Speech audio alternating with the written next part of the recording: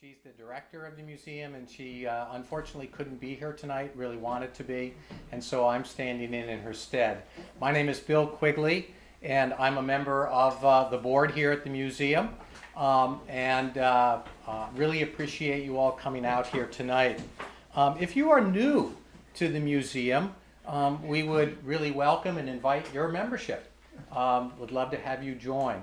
Our mission is to promote and to interpret and to preserve the rich heritage, both historical and cultural, of this region that we live in. And one of the ways that we've been doing that is through programs like this. Over the last year, thanks to our programs committee, which is headed up by Kathy Mallon, who's here tonight, and really ably supported, thank you to our hospitality committee. We have had probably around 15 or 18 programs over just the last 12 months, ranging from subjects on the tower clocks of Newburyport, stone carvings, the harbor lights, corsets. We've had authors of the biography of the Lowells of Massachusetts, and of a book about the Smutty Nose murders out on the Isle of Shoals, just to mention some of the programs. One of the programs that we have been doing is what we call a Student Symposium on Local History. And this is the third of those that we've done in the last 12 months. We've had 5 other students present on 2 other nights. Their papers have all been on local history. And tonight we're not going to hear about a local history. It's going to be way over on the left coast. But it's nonetheless a student presentation. And so I'm going to first introduce our guest speaker's teacher, who coached him in this project and this work that he did. This is Sharon Slater. She is both a history teacher at the Governor's Academy and our archivist. Sharon.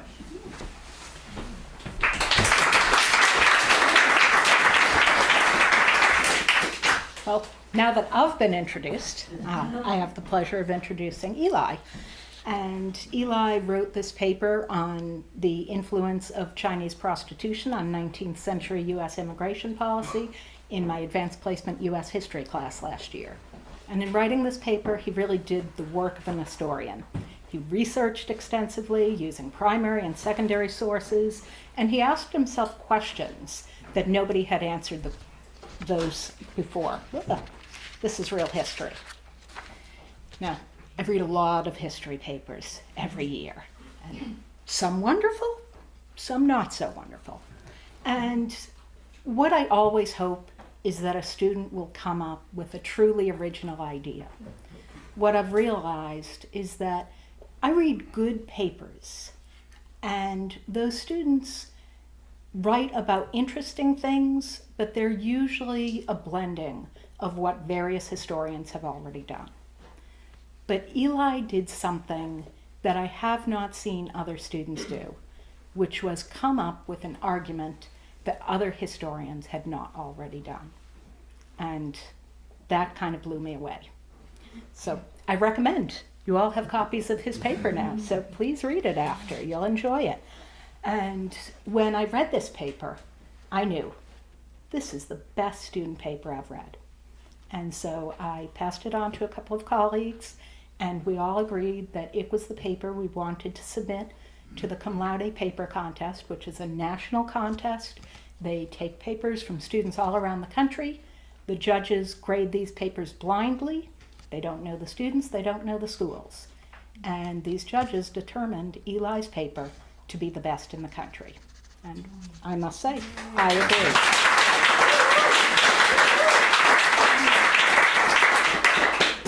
And I'll say that it was really well deserved. I consider Eli a scholar who has incredible natural curiosity, an outstanding work ethic, and a very creative mind that's led him on a lot of academic adventures. He's an accomplished musician, and he has been composing music recently, inspired by some of the stories he read in doing this research. And he is looking towards either creating a concept album based on this or a musical. Next year, Eli's going to be pursuing both journalism and music at NYU, and I'm very pleased to be able to introduce Eli Anderson-Song.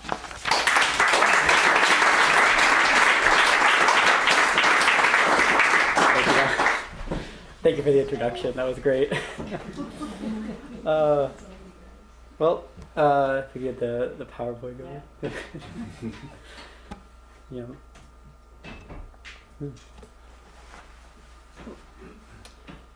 So.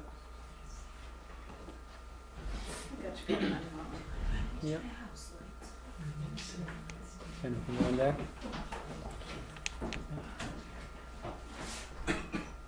So, hello, my name is Eli Anderson-Song, and I spent the better half of last year studying the lives of Chinese prostitutes.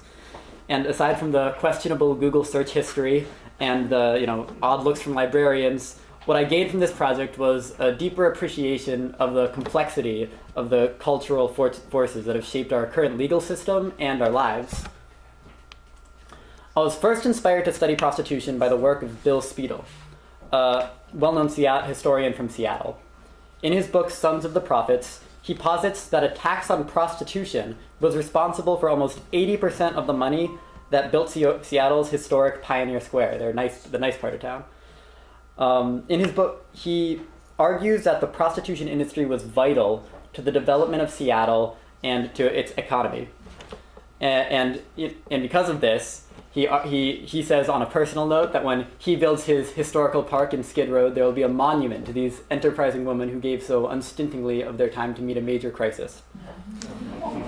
So, my initial goal was to prove that this micro-history of Seattle was also true at the macro level. I wanted to prove that prostitution was a vital part of the development of the American West. I poured into primary sources that may provide insight into the West's early economy, which mostly involved looking through tax records and shipping documents. Although I discovered that, strangely, the Newburyport Public Library has shipping documents from 19th century San Francisco, I realized that proving this massive thesis would not be feasible with the time and resources I had available. The discovery of these shipping documents, and also some conversations with Ms. Slater, however, inspired me to focus my research onto San Francisco instead of Seattle. And I really stumbled onto a city that was both literally and figuratively a gold mine. San Francisco has a rich history of prostitution, and I was fortunate enough to be faced with an overabundance of sources on this topic.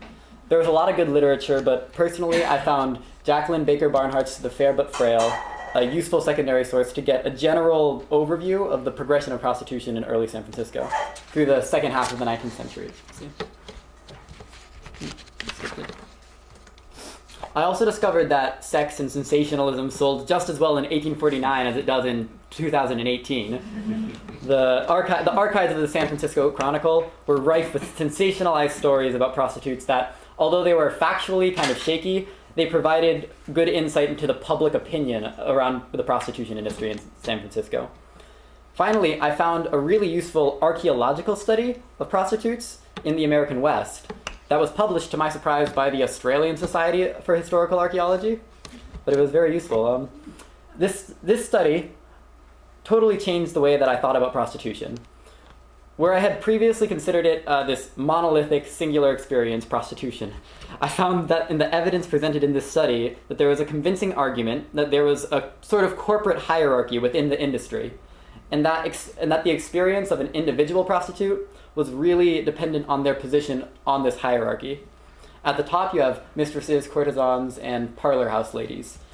These prostitutes had a lot of money, and from my research of the newspaper articles, they were viewed favorably by the public. They were in control of their own finances, you can see, and they generally entertained a small number of high-paying clientele. They were, as I understand it, the family-friendly version of prostitution. They were discussed more widely and considered the poster children of the industry. These bottom four categories, however, made far less money and were viewed by the public as a threat. They entertained a very large number of low-paying clients, and in these bottom two categories especially, they did not have control over their own finances. These prostitutes were openly harassed and ridiculed, and where the woman at the top may have been referred to as the fair but frail, these prostitutes were made fun of a lot more. Eli? Yeah. I don't think we can read those. What are the names of the lower four category of prostitutes? Oh yeah, so the mistresses, courtesan, parlor house, top three. Then you have a brothel, which is kind of obvious. Brothel. A residence is prostitutes who would work in their own home, generally.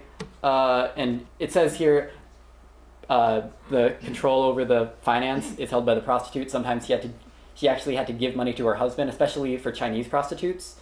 It was because the husband couldn't find work, so then the wife had to prostitute herself to make money.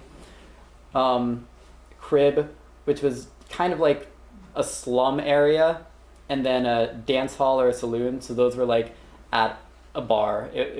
Those were unofficial, not really houses of prostitution, but prostitutes who would frequent gambling halls and saloons and just find their clients there.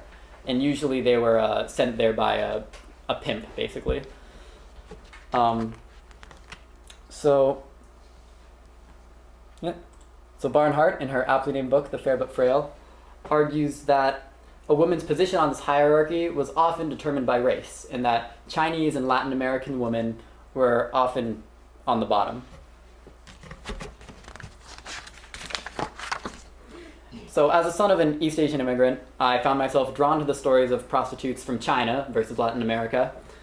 And I found Benson Tong's book, Unsubmissive Woman, that I think captures the spirit of resilience and resistance that shines through these women's harrowing stories of a life of prostitution. I'd like to highlight one of these stories that I truly found inspiring. Ah Toy, who's pictured on the front cover of the book. There's a better picture. There we go. Ah Toy is pictured right there. Was perhaps the most famous Chinese prostitute of this era, to the point that historical accounts of Ah Toy are often conflated with myth and legend. What we do know about her is that she immigrated from China to San Francisco in 1849, and she entered into San Francisco's prostitution industry as an independent prostitute, which was pretty rare during that time. Usually they were owned by a gang or by a pimp. Described as strangely alluring, charming, and blooming with youth, beauty, and rouge, Toy became famous quickly throughout the city. I was surprised to learn in Benson Tong's book that Toy actually won court cases, often by using femininity to her advantage. She would appear before courts with her hair and clothes intentionally disheveled and her eyes artificially blackened to elicit sympathy from her jurors. Usually people would come against her for running a house of prostitution or being a prostitute, which was illegal, or her clients would assault her. Usually white male clients would assault her, and she would take them to court. And I was surprised to learn that she won court cases and that the interaction between Chinese prostitutes and the courts involved any sort of sympathy at all. And I realized that to understand the relationship between Chinese prostitutes and the American public, I had to first understand the attitude towards Chinese immigrants in general. Stuart Creighton Miller's book, The Unwelcome Immigrant, explores the origin and development of Chinese stereotypes in America. In it, Miller references the writings of Protestant missionaries who were stationed in China, whose views would have been the only understanding of the Chinese that Americans would have had until around the early 1850s. I sought out the writings of these missionaries, basically copying Stuart Creighton Miller's research methods, in order to understand where the stereotypes against the Chinese came from and what some of them were. I was looking specifically for American attitudes towards Chinese women. One of the missionaries I researched, Karl Gutzlaff, wrote of Chinese women that among them, good virtue is unknown, and that they have no regard whatever for chastity or virtue. The writings of missionaries like Gutzlaff did a lot to create this stereotype that all Chinese women were prostitutes, or at least somewhat morally corrupt. The writings of Gutzlaff and Creighton's analysis of missionaries like him led me to believe that my understanding of the Chinese-American experience, like my understanding of prostitution, was too simplified and too monolithic. These works convinced me to investigate how the experience of America's unwelcome immigrants was stratified by gender, how it was different for men and women. This realization led me to perhaps the secondary source that most influenced my paper, a book titled If They Don't Bring Their Woman Here by George Peffer. This book focuses on the experience and attitudes toward Chinese women in particular, and how an 1875 law that restricted Chinese female immigration acted as a stop on the road to the transformation to general Chinese exclusion in 1882. So this 1875 law, the Page Law, he argues was basically put the foot in the door to general Chinese exclusion. He also included court testimony from Chinese women at the time, some of whom were prostitutes like Ah Toy, and who testified to defend their business or to prosecute their assailants. Peffer's contribution to our understanding of this issue in general is undeniable, and I think it's important that his book focused on the experience of Chinese women in general, because it helped to dissolve the stereotype that all Chinese women came over as prostitutes. However, I think that in attempting to describe a wider swath of history, Peffer doesn't give enough credit to the Chinese women who actually were prostitutes, and their central role in the enactment of the 1875 Page Law, and by extension, Chinese exclusion, and the course of American immigration policy in general.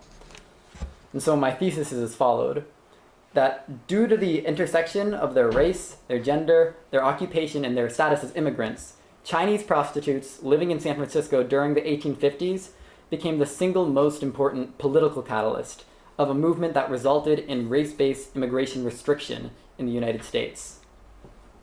Now, to parse out the origins of this political perfect storm, I have to go back to where it began, the birth of San Francisco. So San Francisco is a gold rush town. 1849, the year that the gold rush hit, is immortalized in the city's local football team, the 49ers. If you're into. This above picture is from 1849, just months after the word of gold in San Francisco got out. So just take that in, not a lot of... So this next picture, same vantage point, from 1856. This is huge development, and it happened really fast. San Francisco's population exploded. Most of the newcomers to the city were migrant workers, unattached single men who wanted to get rich quick and then return home with their new fortune, with the gold they found in the mines. The allure of gold even brought miners from the Guangdong province of China, which was experiencing a major drought and famine of that time. They saw the Golden Mountain as a ticket to financial stability. From 1848 to 1850, San Francisco's population went from 100 to 20,000, and it was perhaps the most diverse city in the United States during that time. So this sort of population explosion was not unique to San Francisco. This phenomenon was a large reason of why the Wild West was wild. The population grew much faster than the government or sanitation or the law enforcement could possibly keep up with. My favorite example of the West's wildness that I could find during my research was this picture taken in the early 1850s in Leadville, Colorado. If you can read that sign over there, it says that it's a bank/saloon. That's like if the Thirsty Whale and the 5-cent saving bank were the same business. So, and this goes to show, it's not in San Francisco, but it shows in the West, the vice business was just another business. It wasn't segregated from the community like it was in the more settled and puritanical East. This means that drinking and gambling and, yes, prostitution were part of the day-to-day life in the Wild West. Another example I found was this. This is this map of San Francisco in 1853 that I got from Barnhart's The Fair But Frail from her research. So these diagonal lines right here represent the red light district of San Francisco, what was known as the Barbary Coast at that time. However, I want you to take notice of the black squares, which represent all the brothels located outside of the red light district. So they're everywhere. Although there was an official red light district where most activity was concentrated, prostitution was prevalent throughout the city, and it would be tempting to say that it was somewhat accepted. But I believe that this oversimplifies the business of prostitution. The archaeological study that I mentioned earlier, I think made a good argument that not all prostitution is the same. These prostitutes on the top led very different lives from those on the bottom.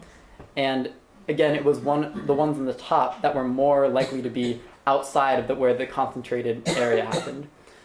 And again, unfortunately, these categories were often stratified by race. And Chinese prostitutes tended to be on the bottom.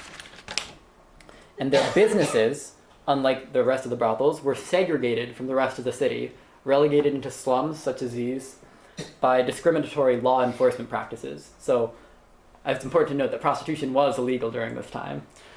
But while their white counterparts enjoyed unprecedented community involvement, Chinese prostitutes remained separated.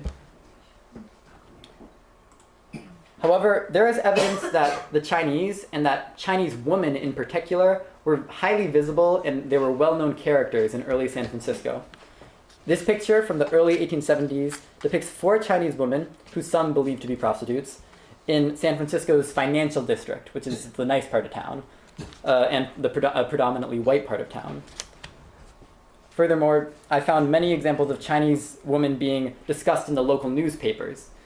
This humorous police log from the San Francisco Chronicle in 1870 serves basically no purpose other than as entertainment, entertainment for readers of the Sunday paper. You can see that it describes a squabble over a game of dominoes.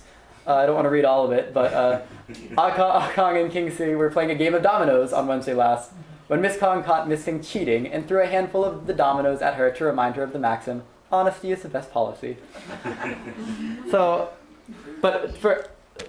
However, I want to make note that the $10 is worth like about $170 today, and it's a good example of the fact that law enforcement kept a special eye on the Chinese community in San Francisco.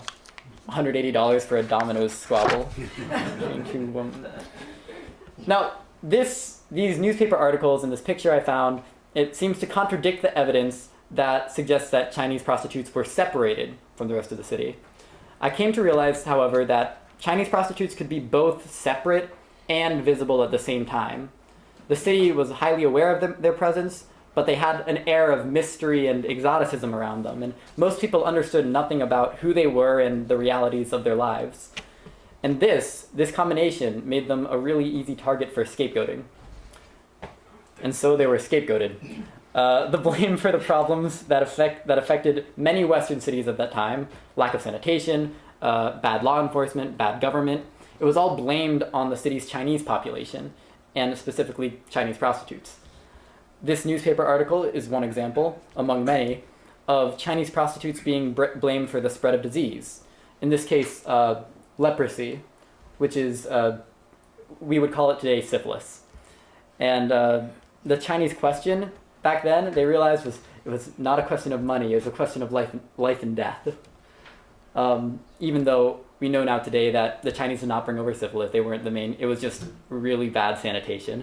The plumbing of San Francisco is a separate history in and of itself. Furthermore, many of San Francisco's working class felt that the Chinese were taking jobs away from more deserving Americans. The Working Men's Party, led by Dennis Kearney, who ironically was an immigrant from Ireland himself, argues that Chinese immigrants were the root of the working class's problems.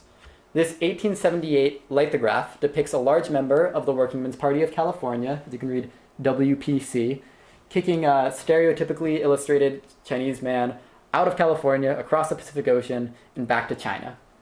The Working Men's Party's slogan, "The Chinese must go," is emblazoned on the top left. This is just one example out of many of the sentiment against the Chinese and how it was widely felt through the American West's working class. However, this anti-Chinese sentiment was complicated further by the people who were hiring these immigrants, the builders of the Transcontinental Railroad and the owners of big businesses, big construction businesses. This quote from the Supreme Justice of California, Lorenzo Sawyer, you might have noticed him earlier on the article about the dominoes game. In a letter to prominent Southern abolitionist H.H. Bancroft, he suggests Sawyer suggests that business leaders wanted the cheap labor of Chinese workers and felt that by excluding women specifically, California could ensure that Chinese men would come, work on the railroad, and promptly return home after assisting in the creation of American infrastructure. So this is also where the title of If They Don't Bring Their Women Here comes. A second to read that. So all of this business surrounding the Chinese caught the attention of Horace Page, who was, sorry, that's a blurry image. Horace Page was the representative in the House of Representatives for this district of California, where San Francisco was. His term as representative was up, and he wanted re-election. And basically all of his constituents, rich, poor, everyone, wanted him to do something about the Chinese whore. They wanted the end of Chinese immigration. They wanted exclusion. However, there was an existing treaty, known as the Burlingame Treaty, that established reciprocal open-door immigration between the United States and China. And treaties can only be amended at the federal level. But there weren't any Chinese immigrants in the East. There weren't any Chinese immigrants anywhere except for California. No one cared at the federal level. The political will wasn't there. So Horace had to go and create it. Fortunately for him, this was the mid-1850s, the middle of the Victorian age, and Western culture was super obsessed with sexual purity. This is the age that brought about the myth that babies came from storks or cabbage patches. This is the age where people would cover table legs as to not be reminded of real legs. Now, yeah, that's a real thing. That was a real thing. And this was, of course, a strike against Chinese women, because as propagated by missionaries like Karl Gutzlaff, there was an existing stereotype that all Chinese women were prostitutes, and therefore they were eroding the morality of America. So that was one strike against the Chinese prostitutes. Furthermore, this being the 1860s and then later in the 1860s and in the early 1870s, white supremacists in the South were feeling a little scared for the future of their race, and fears of racial mixing, racial intermarrying, ran wild in the Southeast. This cartoon shows an interracial couple, and note that it's a white man with a Chinese woman, and they're grotesquely deformed interracial children. You can see, so that's strike two. Now both of these were awfully convenient for Mr. Page, as it gave him an angle that he could work in the East. So, in 1875, Horace F. Page introduced the Page Act, which specifically excluded the immigration of Chinese prostitutes, or immigration of women for the purpose of prostitution, which ended almost a century of open-door immigration. This act was quickly approved by Congress, and it really opened the door for general Chinese exclusion in 1882. Now, the Page Act and the group which it targeted represented an unprecedented political front, garnering support from both the poor and the working class in both the East and the West, from rich businessmen in both the West and the East, from Eastern Puritans, Catholics, the Irish, white supremacists in the South, and all against this very tiny demographic of Chinese working women in one small corner of San Francisco. I think it would be a little distasteful to put too much of a positive spin on these harrowing stories of prostitution and struggle, but I do find it a remarkable example of the power of marginalized groups. I mentioned earlier that I used court testimony from some of the prostitutes as a primary source, and I want to reiterate that now, that these women went to court against their assailants in a foreign nation with all-white juries, and often with their own Chinese communities against them as well. And as was the case with this famous prostitute, Ah Toy, they sometimes won. These women and their attempt to survive by any means necessary and to bend the government and to make the system work for them, to me, seems fundamentally American. And although this is entirely my opinion, I think this is part of the reason why America at that time found them so threatening. Both then and now, these women force us to face the hypocrisy of the American dream, our unkept promises and ideals, the unfinished business. Although they were forced into positions of servitude, these women today push our conversations forward through their example of remaining unsubmissive, asking for reconciliation, and demanding to be heard. Thank you.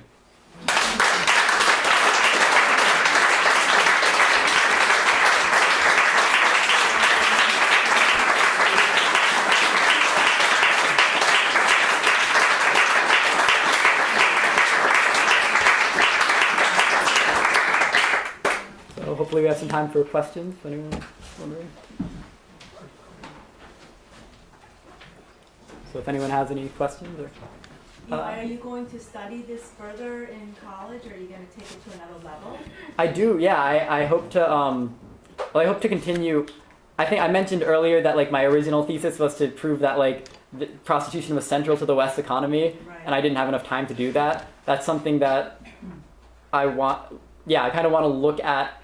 I don't know that much about economics right now, but I kind of want to look at how that one tiny industry affected the rest of the industries at large, and it's usually more in developing countries where prostitution is a lot more prevalent in like third world countries, and how that kind of criminal, quasi-criminal in some case, organizations affect communities and like the culture of a place. It's kind of similar to like drug cartels or something like that, except it's in that it's like this extra legal but sort of accepted organization in these developing countries.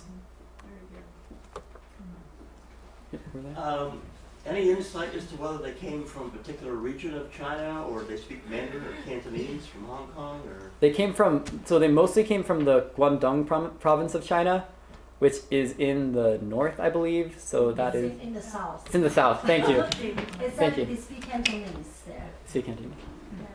My geography of it, but yeah. So Guangdong. Most of them came from the Guangdong province. There was some conflict going on there. There was also famine and drought, and really for a lot of them, it was the last stop. Unsubmissive Woman talks a lot more about it, the culture of China and what was going on there led to so many women being sold into prostitution in America. Part of it was like, they're not male children, they're female children, so they're going to be less useful. Part of it was they thought that there was deception too. So there was these Chinese gangs, or they were called the Fighting Tongues back then. They would deceive Chinese families into thinking, oh, they're selling the daughter to marry like this wealthy husband in America, or to get respectable work as like a servant, and they just sell them into prostitution. Mm-hmm. So. And any indication that they had command of English, or when they went to court they had to have a translator, or how did have conduct business without speaking English? So in the courts they did have a translator. And Atoy had some understanding of English, but she usually used a translator. And that's an interesting thing, is that the reason that there was so much fear of racial mixing is that there was these Chinese prostitutes served a white clientele, which kind of gets into that kind of weird exoticism where they're like they're simultaneously like kind of feared but also like kind of admired at the same time. Especially with prostitution. So, yeah, it's this odd relationship. Well, let me monopolize. I'm sorry. So, I'm on a roll here. So did the Chinese prostitutes have Chinese clients? Yeah, the Chinese prostitutes had mostly Chinese clients, I'd say, because their businesses were usually relegated to the Chinatown and to the bad parts of China. It was mostly Chinese. There's a really interesting article that I read that I think you sent it to me about how the men were just there. Like the gender ratio obviously was super different. Most of the people there were young, single, unattached like males who had some money because they were working in the mines. Most in the early days. So like prostitutes kind of were in a special position because they were the object of competition rather than the competitors. Like there were so few women there that people were willing to pay so much for these prostitutes. But Yeah. Another question. In all your reading, did it discuss anything about any like social services or services to help them when they were, sick or? Yeah. So that's a crazy thing. In some of the more well-to-do mistresses and some of the nice parlor houses, they actually had like doctors on call who like would come. Yeah. So that's another argument that like, oh, it was really integrated with the rest of the city. They had doctors on call. They had like people coming in, and there were some organizations as well. If this is your question, that both Chinese and American that tried to like bring prostitutes out of their life of destitution, and they a lot of them were religious. So some mostly like Protestant organizations, and there were some like Chinese groups. But the institution of prostitution in Chinatown was so ingrained with gangs. So it was like they were called the Chinese Six Companies. These were these gangs who basically controlled all of Chinatown because there was no law enforcement. And so again, that's why it was so rare that Atoy was an independent prostitute. And basically these gangs kind of prevented a lot of help from being given to the prostitutes because they were their revenue.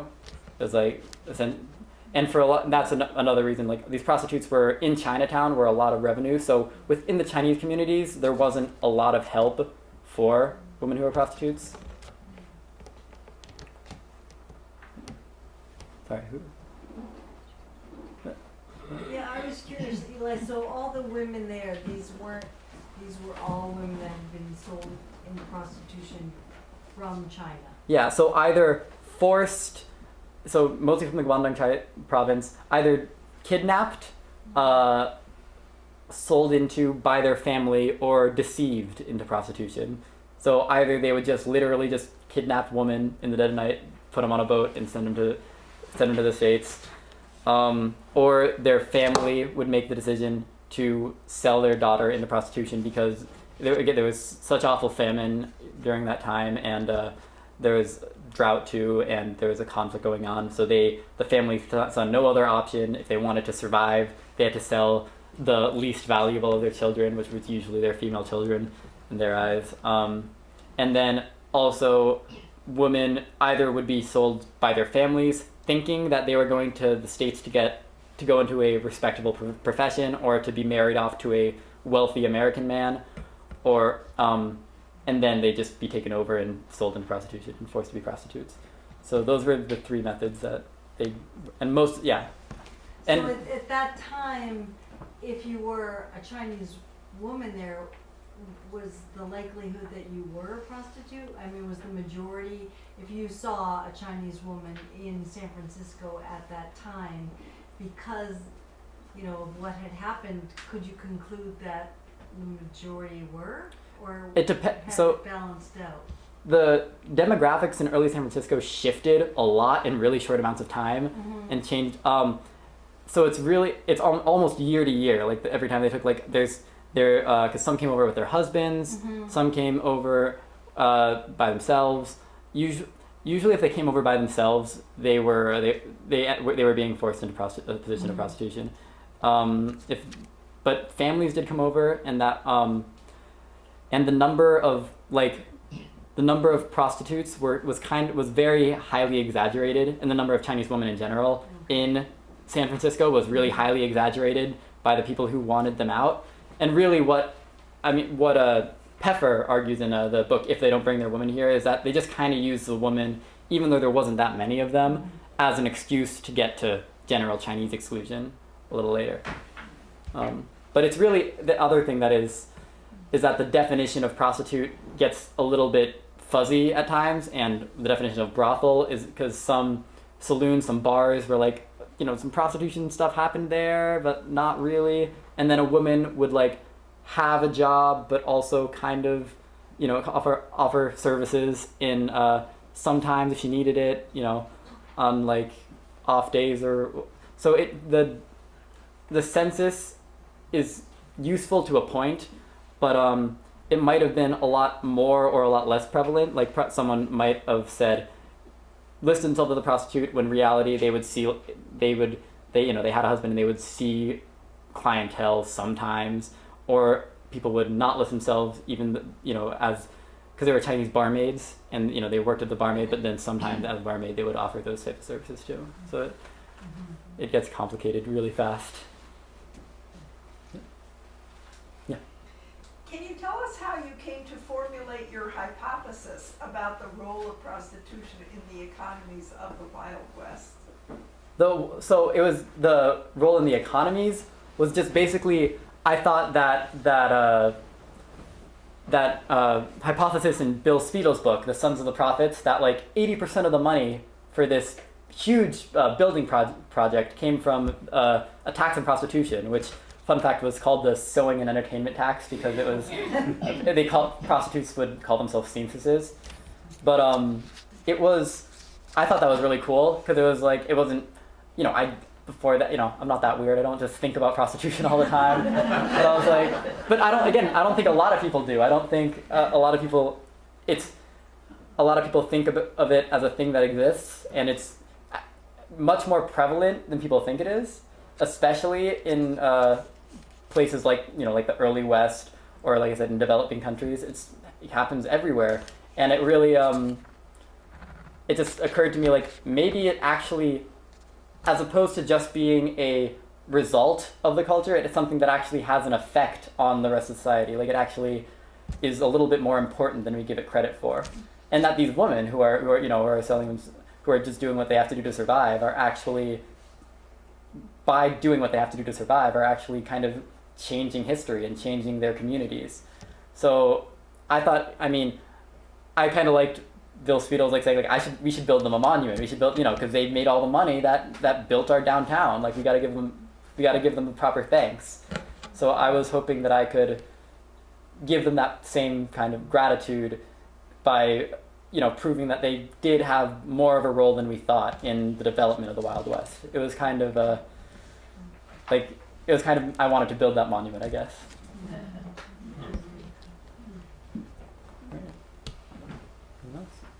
Well, thank you, Eli. Very, very